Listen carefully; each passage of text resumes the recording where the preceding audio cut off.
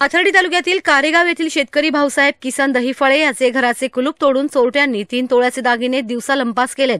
भाऊसाहेब दहीफळे यांचे पाथर्डी मोहटादेवी रस्त्यावर कारेगाव येथे घर आहे।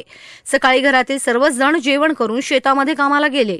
त्यानंतर सायंकाळी 6 वाजता कामावरून घरी आल्यानंतर त्यांना घराचे कुलूप तोडून कोणीतरी आतमध्ये जाऊन चोरी केल्याचं दिसलं। घरातील कपाटातील 3 तोळे सोन्याचे दागिने चोरट्यानं चोरून नेलेत। भाऊसाहेब दहीफळे यांनी पोलिसात तक्रार दिली आहे। पोलीस तपास करतायत।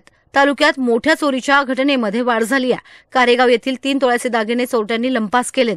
यावेळी भाऊसाहेब दहीफळे यांनी अधिक माहिती दिली। भाऊसाहेब किसन दहीफळे राहणार कारेगाव तालुका पाथर्डी।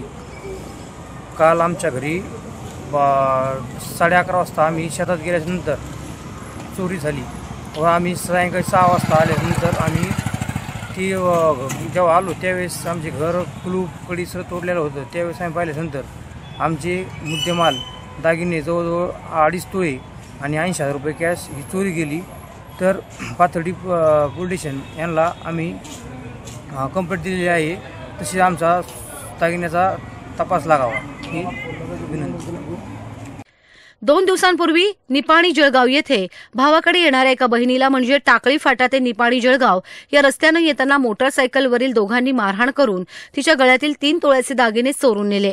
शेकट येथील साबळे नावाच्या वृद्ध महिलेच्या घरातून बुधवारी रात्री 3 तोळ्याचे दागिने लंपास केले आहेत। पेटीमध्ये ठेवलेले दागिने घेऊन चोरटे पसार झालेत। चोरीच्या घटना रोज घडत आहेत, मात्र पोलिसांना चोर सापडत नाहीये। S9 मीडियासाठी प्रतिनिधी सचिन दिनकर, पाथर्डी।